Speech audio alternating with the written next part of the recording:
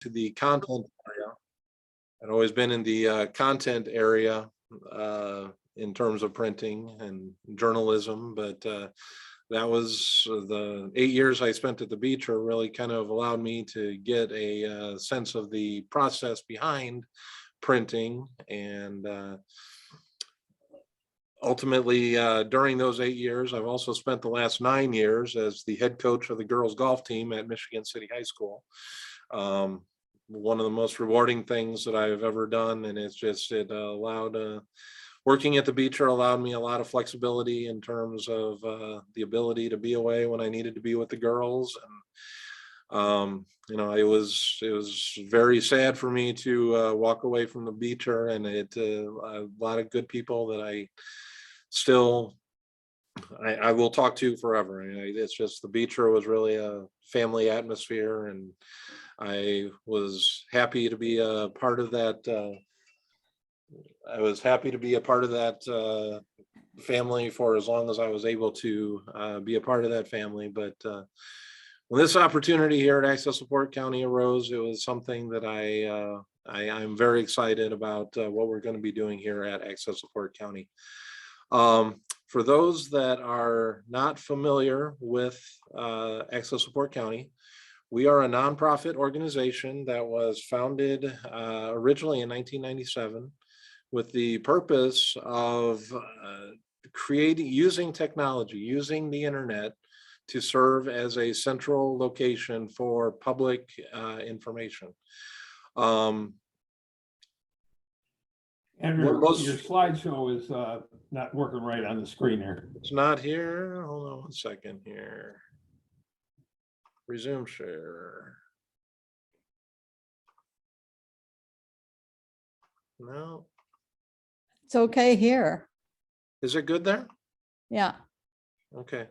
Let me try going out of it, and then I'm going to go back into it here. Hold on one second.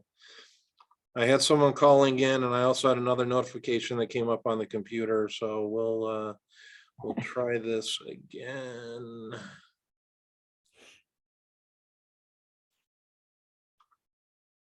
One more time. You know what? I finally closed it out.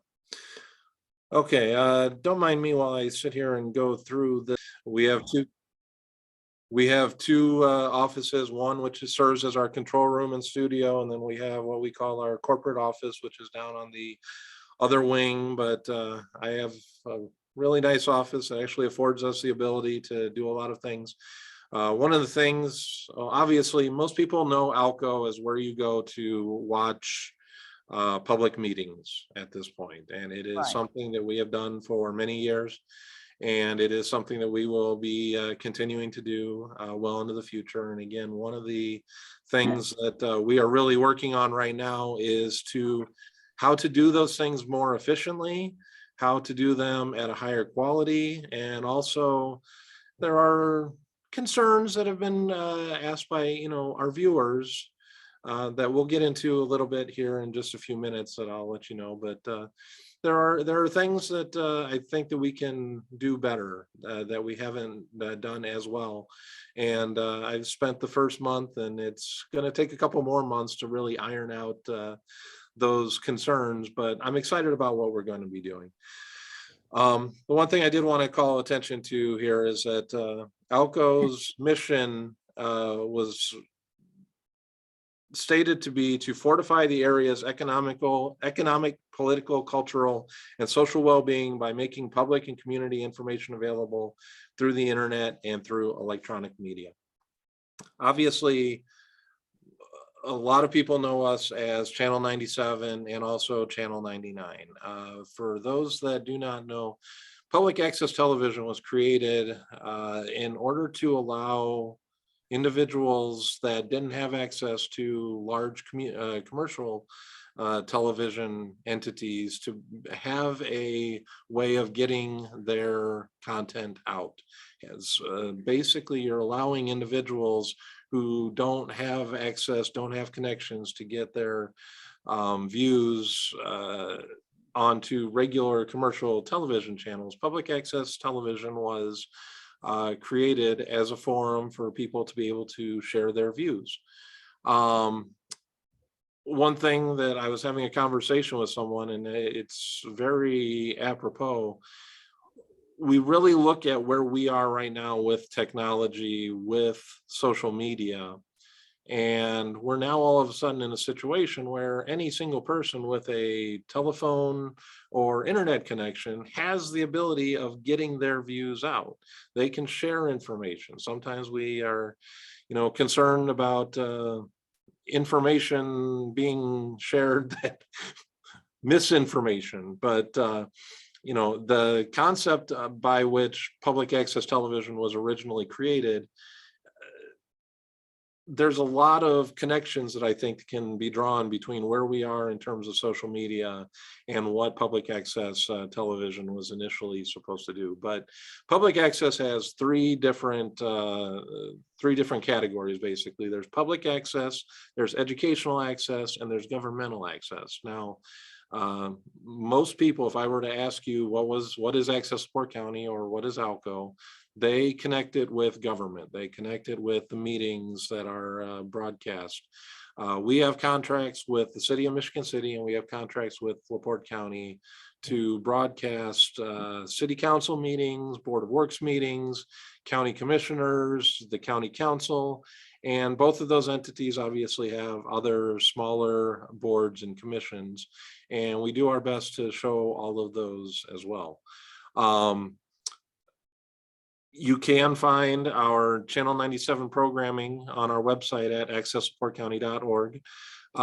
Mike, before he passed away, had started to put a lot of that programming onto YouTube, and we're still in the process of trying to get into that YouTube account so that we can continue putting the programming out onto YouTube. But our ultimate goal is to be able to archive all of the videos so that if someone wants to go back and just grabbing a date out of the top of my head, the February 3rd, 2021 meeting of the Michigan City Board of Public Works, that people would be able to go online either through our website or through YouTube and have access to that meeting.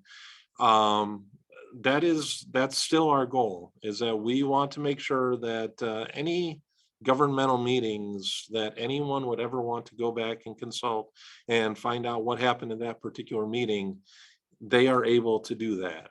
Right now with our website, the way that it's set up, it archives footage for about 1 year and then it eventually drops off. YouTube is a forum where, and again, we're going to have to go back, and there's a lot of footage, a lot of meetings we have, that our goal is to put that onto YouTube so that we will have just a vast library of videos that people will be able to go back and consult.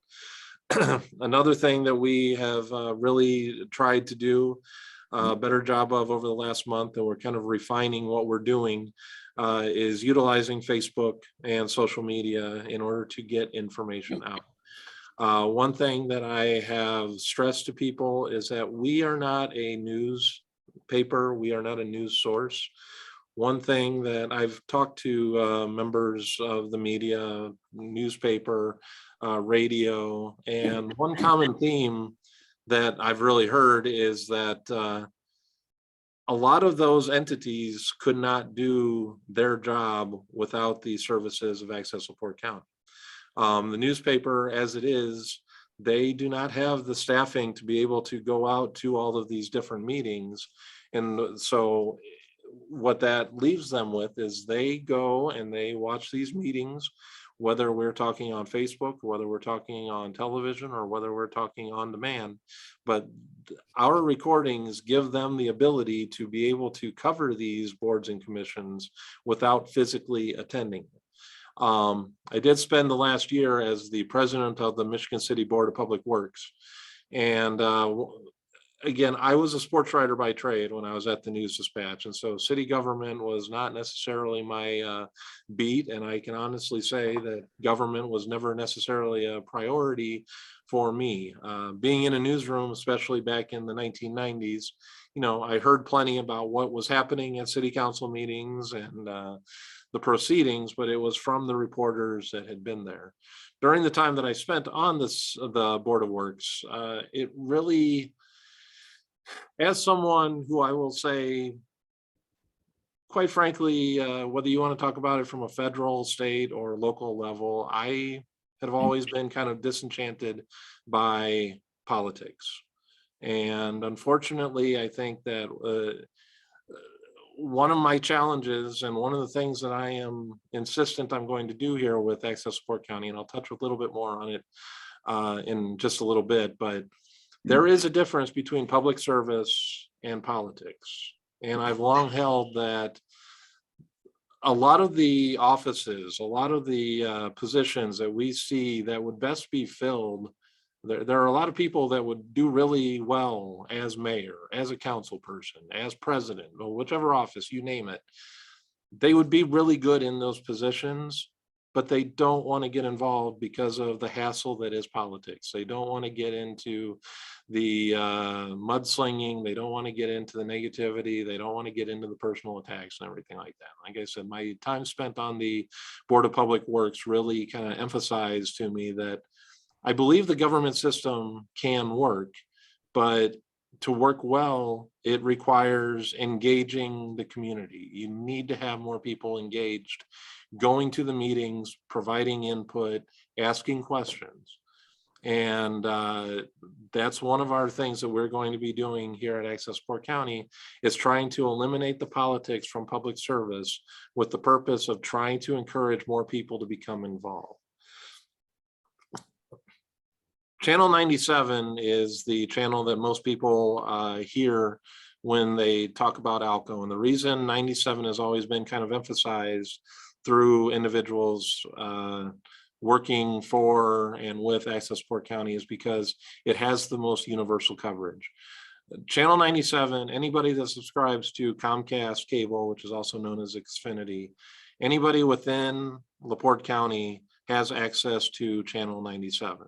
There are also some areas of St. Joseph County and Porter County where Channel 97 is what comes on to their screens when they go to Channel 97. But basically, we, again, have contracts with the City of Michigan City, LaPorte County, Trail Creek, Long Beach, and Michiana Shores.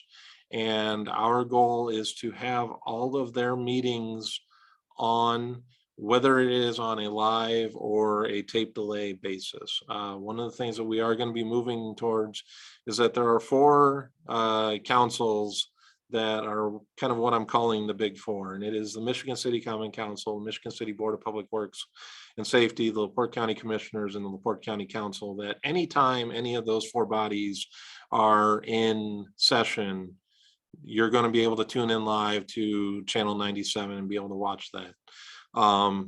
The town councils in Trail Creek, Long Beach, and Michiana Shores, and the other boards and commissions through Michigan City and LaPorte County. One of the biggest complaints is people don't know when meetings are going to be seen on Channel 97. And the reason that is there are a lot of logistics. There are some committees, there are some boards where meetings might last 5 minutes, they might last 3.5 hours. And as much as we sit here and we try and study average meeting times and everything like that, it is very hard to block out spaces and say, this entity's meetings will be shown at this time. It is one of those things where it has been attempted in the past. It has proven very difficult, but I am claiming that challenge. And ultimately, what we're going to be working towards in the next month or 2 is to where everybody will know what the programming schedule will be for Channel 97. You're going to be able to find out if there's a particular board that you're looking to follow, that you're looking to attend their meeting, you're going to be able to know what time you'll be able to tune in to Channel 97 in order to see that. But obviously, we're also working towards the internet on-demand portion of this, to where our ultimate goal is we want people to be able to log on to our website or onto YouTube at their pleasure, whether it is at 3:30 in the afternoon or 3:30 in the morning. All of the meetings will eventually be there. But obviously, one thing that makes us unique is our affiliation with Comcast and Xfinity. And It's amazing how many people still watch these meetings on channel 97 and channel 99, and how many calls I get if something is not on live or within a timely manner. Channel 99 is public access television. Again, public access is non-commercial television. We currently have a studio which is available on Fridays and Saturdays for people to come in and create programming with our staff, and that programming ultimately makes its way onto channel 99. Producers that do these shows, you know, as of right now, there's several different formats that are utilized right now. My goal is to try and increase the amount of programming that we have on channel 99. We live in a TikTok world. We have a world where people have absolutely no problem making 15, 20-minute video clips that they then post to social media. Over the next couple of months, I'm going to be kind of issuing a challenge that it's like, if you can do 15 or 20 seconds, I want you to do 5 minutes. I want you to do 10 minutes, 15, half an hour. Let's start to engage the individuals within the city and within the county. And I want to see talents. I want people to have a voice. There's a lot of people that think that nobody hears them. Come on out and let's produce some content.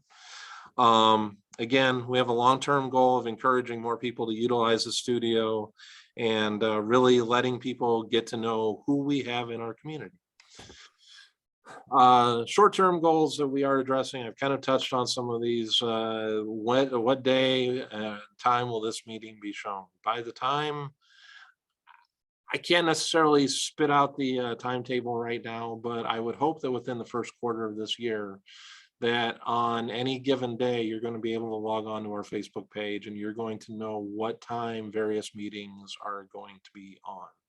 Again, there's a lot of logistics that are in play, and I'm still trying to figure out the best way of tackling it.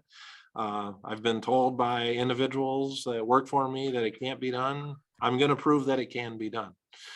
Why isn't this meeting posted yet? I kind of go back to the 1980s when Burger King created a advertising slogan that says, "Have it your way." We've gotten really good in the year 2022 of insisting that things are done our way. And again, with the advent of things like Netflix and on-demand television, people want to be able to watch their program right when they want to watch it. We cannot always show various meetings live because they conflict with other meetings. But ultimately, I want people to know when these meetings are going to be posted. And I ultimately want to be held accountable to make sure that we are holding up that end of the bargain. And it is, again, it's a challenge. It's something that we have to work through our logistical limitations, but ultimately we're going to get there. And another thing I threw on here, just if any of you guys are curious, one of the things that people sometimes ask me is, why is channel 97 kind of blurry, if you will? And what I have to inform them is that everybody has heard of standard definition and high definition when it comes to television.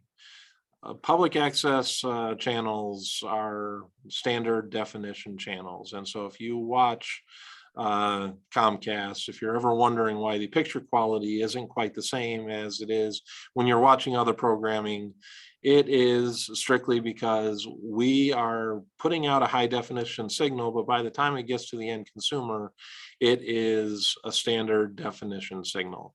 And not to get too techie on you, it's one of those items that we have talked to Comcast in the past. It's like, hey, what do we have to do to get a high definition signal? And for those that are techie, the bandwidth that is needed to accommodate a high definition channel is 20 times the bandwidth that is necessary for a standard definition channel. Now, Comcast gives us 3 standard definition channels.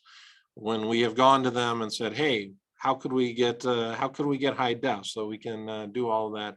Usually it's accompanied by, sorry, it's not going to happen. But the thing that we want to stress is that when we do put our products out onto YouTube or on Facebook, you're generally going to find a much higher quality product going out that you would find on social media or on YouTube than you're necessarily going to find on Comcast.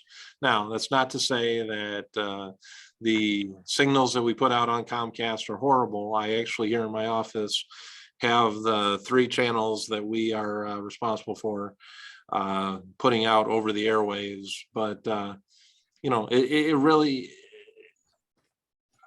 I think a lot of people remember going back and we had black and white televisions with the bunny ears and everything like that, you had to go up and adjust and make sure that you got the right signal. We've come a long way. And I think that in a lot of ways we're spoiled when we sit here and we watch high definition channels and we realize just how lucky we are to get the crisp pictures and sound that we have. And even the standard definition that we have available to us is much better than what we had even 15, 20 years ago in terms of over the air or cable programming. Next short-term goal is to increase local content to raise awareness of how the government operates. Again, I was the president of the Board of Works for approximately 13 months. And one of the things that it really hit home to me is that there's a lot of individuals in the community that don't really know how to use government. They like to go to social media, they like to complain about what things are wrong, but very rarely do people take the steps to try and rectify it. And as much as we want to think that people in certain offices are listening and trying to make things better, it's not always quite that easy to know how to do it. And we can sit here, I think a lot of us of the older generations, we can remember civics classes, and you know, we kind of learned what various offices are responsible for and who's who and what's what. Over time, that knowledge is not something that has necessarily become general knowledge for our kids these days. And I would say that it's probably been 15, 20 years. I mean, I can remember sitting in a class at Rogers High School, and there was a girl in 1993 that did not know that Michigan City had a mayor. She thought that a mayor was something that was only reserved for big cities like Chicago. But one of the things that I want to do is I want to re-educate our constituency. I use the example here. I want a stop sign. It's something that we regularly heard about on the Board of Works. But the thing is, most people don't know what board or commission you would go to if you want a stop sign, if you want a street light, if you want to change a street from one way to 2 ways. You know, there's all different things that people out there, they want to see make happen, but they don't know the most productive way of making those things happen. So what I am hoping to do with Access Support County is to try and introduce to people how do you go about working with the government, working with the system that we have now to get what you are looking to accomplish. People who know me as a sports writer. They know me as a golf coach, and I would be remiss if I didn't mention that you will see a distinct uptick in sports coverage on Access Support County. We're going to be working with schools here in the community and here in the county to try and help them disseminate their news. We want people to know what's going on. And again, I'm the coach of a non-revenue sport. And so I'm a little bit more sensitive to the fact that I understand that people want to watch the football game or watch the basketball game, but let's be realistic. There's not a lot of people that invest 2.5 hours into watching sports, even at the professional level on television. one of the things that I'm really going to do is I'm going to try and provide coverage of several different sports, and I want to get more coverage of more kids out there. And whether, right now that's going to be kind of through photos. And I also have an individual who has spent several years going to sporting events on his own dime for the last 5 or 10 years. And coming in, I see a route where we're actually going to make that into his job, is he's going to work with the schools to get their information out. And the last thing I've got right here in terms of our short-term goals is separating politics from public service. We do accept underwriting in order to help produce programming for Channel 97 and Channel 99. In the past, we have gotten into a situation where a lot of our underwriters have actually been political candidates and office holders. And the person in my seat, we really need to make sure is impartial. And we want Access Support County to be impartial. We do not want people to think that we are favoring one side over the other. And I came in, and there's actually precedence for this at the origin of Access Support County's existence, that we are no longer going to accept underwriting donations from political candidates or office holders. And it's something that I really believe is necessary in order to kind of rectify the problems that we see existing in our society today. Long-term goals, we want to become more efficient as technology evolves.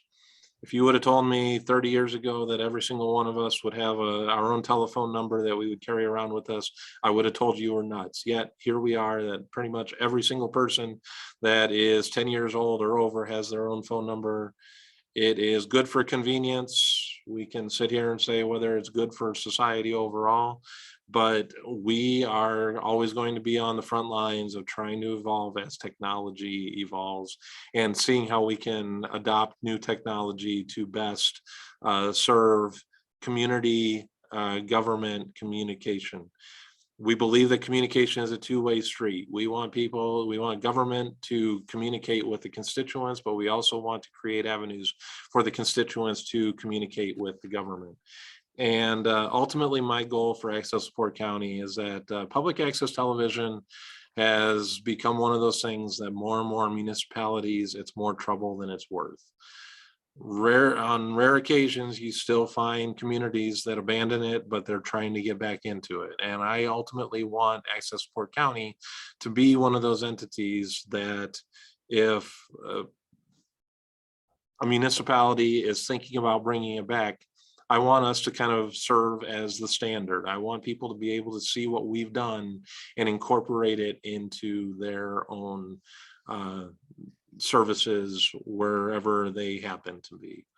But I see we're just about at the top of the hour, but I wanted to tell everybody my contact information right here is, and I have no problem talking anybody's ear off, and I am always here for communication, be it about ALCO services or about the day the music died.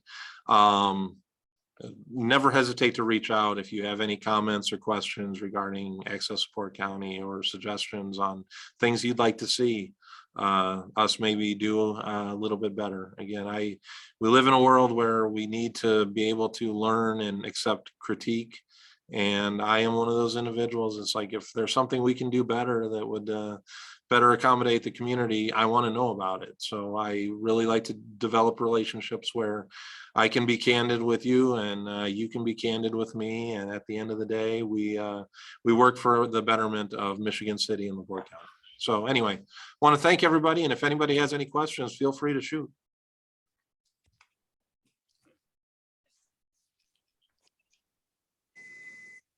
Hey, Drew, this is Lance Warner. Hey, Lance, how are you, sir? Very good. How are you doing? I'm doing great. So is the main funding from the city and the county, or is there additional funding that your Access LaPorte County receives? We do receive funding from, there are several churches that utilize Channel 99 to put their services out there, and we do get funding from the churches. We also get underwriting. One of the things that we are kind of exploring is, as I said, underwriting from political candidates and office holders. We're putting the kibosh on that a bit, so we need to figure out ways of doing making up that funding. We are kind of exploring, we can have partnerships with businesses, we can have partnerships with organizations, and I'm also kind of looking into, there is a website called Patreon where a lot of nonprofits have gone, and it is a situation where I believe that by the time we're all said and done, we're going to create such a solid product that individuals in the community are going to be like, we love what you're doing. What can we do to help? It's funny you should ask, would you be able to contribute $5 a month or $10 a month or whatever, whatever amount that might be, to kind of help us continue to do what we're doing. And again, we're always working in the interest of doing what's good for the community. Hopefully that answered your question in a roundabout way. Thank you. Andrew, I'd like to show you and the rest of the people from the club online here, what we have as far as our video things that we do within the club. Here you'll see on our website, you can see that we've got a link to, if you go to the homepage, I guess start there. Mhm. But we have a link in there called online meetings. Yep. And if you go there, this meeting that we're recording right now, for instance, will show up here as long as I have your permission. Sure. Okay. And then you can review the recording right here. Right. Okay. In addition, that's all on our YouTube channel. Yep. That allows us to show all our videos in a row down here like this. And so, you know, people can join the channel, or you can do it through the website. So Sure. just wanted to see that, you know, it's probably something that you're considering doing yourself, but that's how we do it here. Yeah. No, like I said, we have a website right now that actually does archive about 1 month's worth of 1 month's worth of meetings, and then it typically falls off after that year. But our ultimate goal, if you go down into our control room, we probably have in the tens of thousands of DVDs down there that have meetings dating back as far as 2001, 2002. And I sit here and I look at it and I want to shake my head, but then there's the male pack rat version of me that's like, well, we can't just throw this stuff away. This is history. There's all kinds of information. We need to make sure that we have that. But, you know, one of my goals is to make sure that all of that information, all of that video, all of these things that quite frankly makes up our history is accessible to individuals going forward, so that when we get to the year 2050, you know, obviously they won't be going back onto microfilm like we go back onto microfilm in order to find out what happened in 1950 or 1960 or 1970. I mean, things, even though things are made easier by technology,